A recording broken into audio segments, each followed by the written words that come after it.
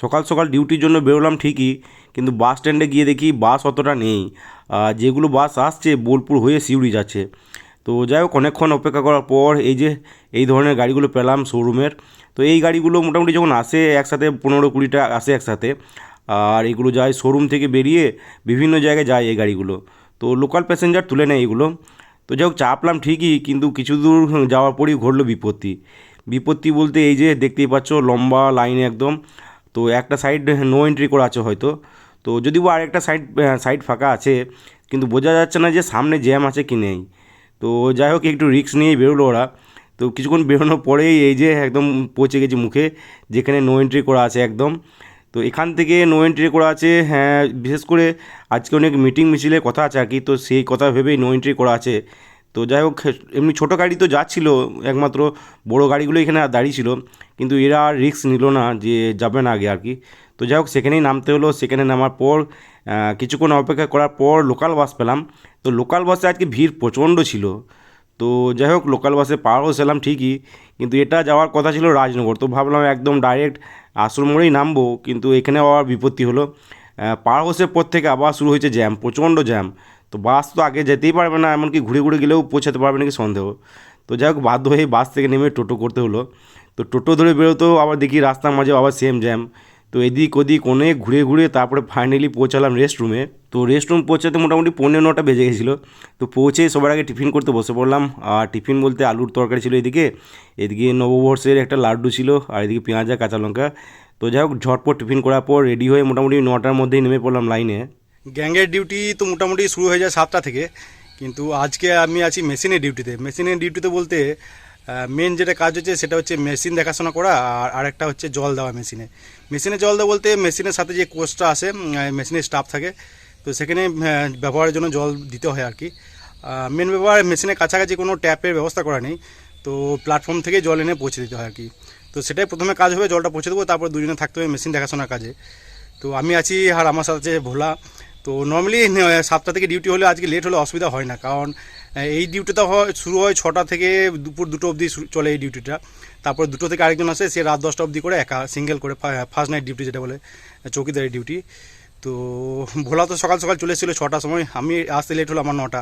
তো দেখি জল টল দেওয়ার পর ভোলাকে আগে আগে ছেড়ে দেবো, তারপর আমি 2টো অবধি থাকবো, তারপরে ডিউটি অফ করে বাড়ি যাব। তো যাই, জলটাকে দিই, তারপর পরে আবার কথা হচ্ছে তোমাদের সাথে। তো এটা হচ্ছে ডুওমেটিক মেশিনটা। এই মেশিনটা অনেক দিন ঢুকেছে প্যাকিং করে এটা, আর এটার সাথে কোচটা আছে এটার সাথে আর কি। তো কোচ আর ডুওমেটিক একসাথে এসছে। কোচে মেনলি ডুওমেটিকের স্টাফই আছে, আর এইদিকে একটা ডিজিএস ঢুকেছে, এই যে অ্যালাইনমেন্ট করে মেনলি কাজে। তো ডিজিএস মেশিনটা ঢুকেছে রিসেন্ট। তো এটা সিউড়িতে যেদিন ব্লক ছিল সেদিনে ঢুকেছে, এখনও কাজ হয়তো হয়ে গেছে, এখনও যায়নি। তবে এর সাথে কোনো কোচ আসেনি, এর স্টাফরা আসে, কাজ করে আবার চলে যায়। এর সাথে কোনো কোচ আসেনি, আর স্টাফ রাত্রে থাকেও না আর কি। তো এখন আপাতত 2টো মেশিন আছে, আর ওইদিকে আছে কোচ। তো যাই, জল ভরা স্টার্ট করি। তো জল ভরতে গেলে মোটামুটি 150 মিটারের মতো ডিস্টেন্স হবে কোচ থেকে, 200 হয়ে যাবে হয়তো কোচ থেকে প্ল্যাটফর্ম অবধি। তো প্ল্যাটফর্মের এখানে একটা পাইপ লাইন ছিল, যদিও আগে এখানে ট্যাপটা ইউজ হতো, কিন্তু এখন ট্যাপটা খারাপ হয়ে গেছে, দিয়ে এই যে মুখে কাঠ লাগিয়ে একদম পুরো বন্ধ করে দেওয়া হয়েছে মুখটা। তো এটা হলে অনেকটা কাছে হতো, কিন্তু ব্যাপার হচ্ছে এটা তো হবে না, একদম প্ল্যাটফর্মে যে জলের ব্যবহার করা হয় যে জলগুলো, সেখান থেকে নিতে হবে মনে হচ্ছে। আর এটা অনেকটাই উপরে আছে, এই যে এই জায়গাটা থেকে নিতে হবে। এখান থেকে পাইপ, ছোটো পাইপ লাগিয়ে এদিকে জলটা ভরতে হবে নিচেতে কোনো রকম। তো এইদিকে ছোট্ট মতো একটা পাইপ আনা হয়েছে, এই যে, আর পাইপটা দিয়ে ভরা হচ্ছে জল। তো পাইপটা এখানে লাগানোর জায়গা নেই, এটাই সমস্যা, হাতে করে ধরে থাকতে হবে যতক্ষণ না ফুল হচ্ছে।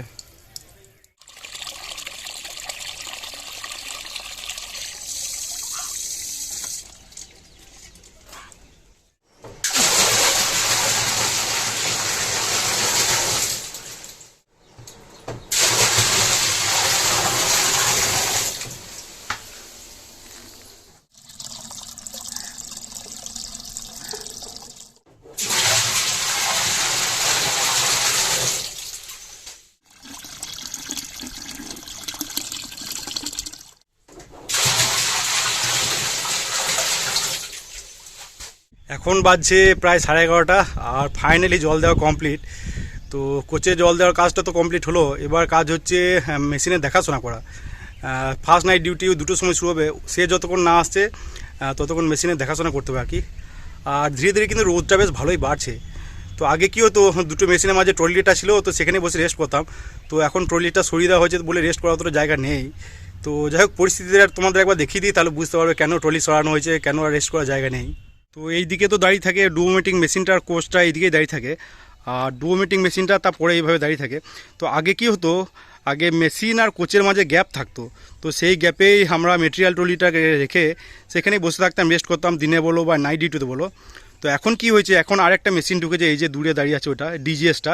তার ফলে ডুয়োমেটিক যে মেশিনটা আছে সেটাকে অনেকটা এগিয়ে দেওয়া হয়েছে, আর এদিকে ছাঁটিয়ে লাগিয়ে দেওয়া হয়েছে এই যে কোচে।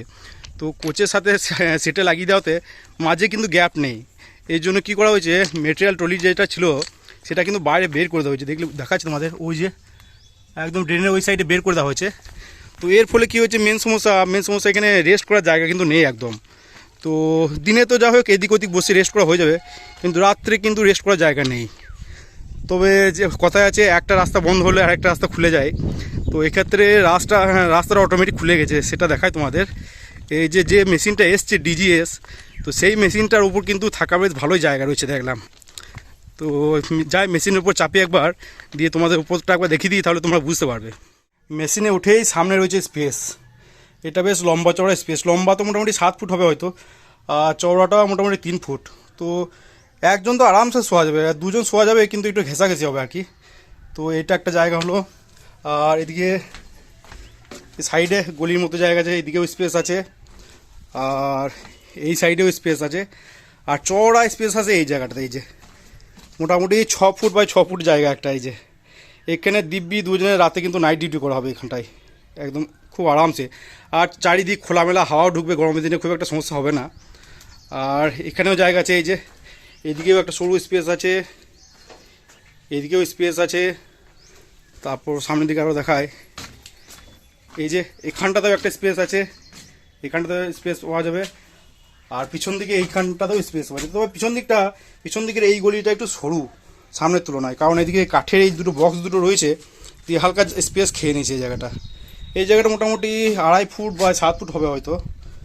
তো যাই হোক, এখানে ওভারঅল কিন্তু প্রচুর স্পেস, একদম ডিউটি করতে কোনো সমস্যা হবে না, স্পেস রেস্ট নেওয়ার জায়গা অনেক এখানটায়। তো যাই হোক, এখন বসে আছি মেশিনের উপরে। তো মেশিনের মাঝখানটায় যে বড় চাতালের মতো অংশটা ছিল, সেখানে আর কি বসেছি, রেস্ট করছি। তো এখনও মোটামুটি 2.5 ঘন্টার মতো ডিউটি আছে। তো বসার জায়গাটা তো ঠিকঠাকই আছে, কিন্তু একটা যেটা সমস্যা হচ্ছে সেটা হচ্ছে গরম।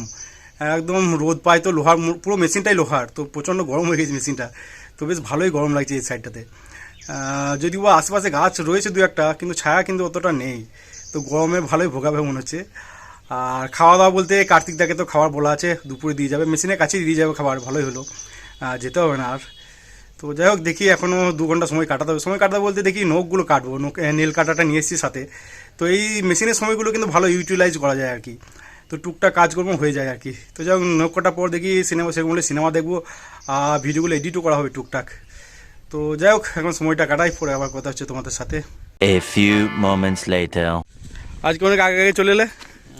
আগে কোথায়, আগে হয়ে গেছে, আগে অন্যদিন 12:30 হয়, আজকে দেখছি অন্যদিন প্যাকিংয়ের মাল বেশি থাকে, প্যাকিং করতে সময় লাগে যা সব। তো খাবার তো নেওয়া হয়ে গেল, দেখি মেশিনে বসেই খাবো। এখন মোটামুটি 12:20 বাজছে, আজকে অনেক আগে আগে খাবার চলে এসছে। তো দেখি একটু পরেই খাবো, কারণ টিফিন লেটে করা হয়েছে, তো পেট মোটামুটি ভর্তি। তো যাই মেশিনের উপর লাঞ্চটা করবো, তারপর আবার কথা হচ্ছে। তো এই যে মেশিন, আর মেশিনের উপরেই বসেছি খেতে, এই যে লাঞ্চ করতে। তো মোটামুটি এখন 1:45 বাজছে। আজকে লাঞ্চে ভাতের সাথে দিয়েছে ডাল বলতে এটা বিউলি কলাইয়ের ডাল, যেটা হয় বিউলি ডাল যেটা বলে। তো ফার্স্ট টাইম দিয়েছে আজকে দেখলাম। আর এদিকে আছে ফুলকপি, আলু, বেগুন দিয়ে একটা তরকারি। এদিকে রয়েছে পটল ভাজা রয়েছে কয়েক পিস, আর এদিকে তো মাছের ঝোল, চারাপোনা।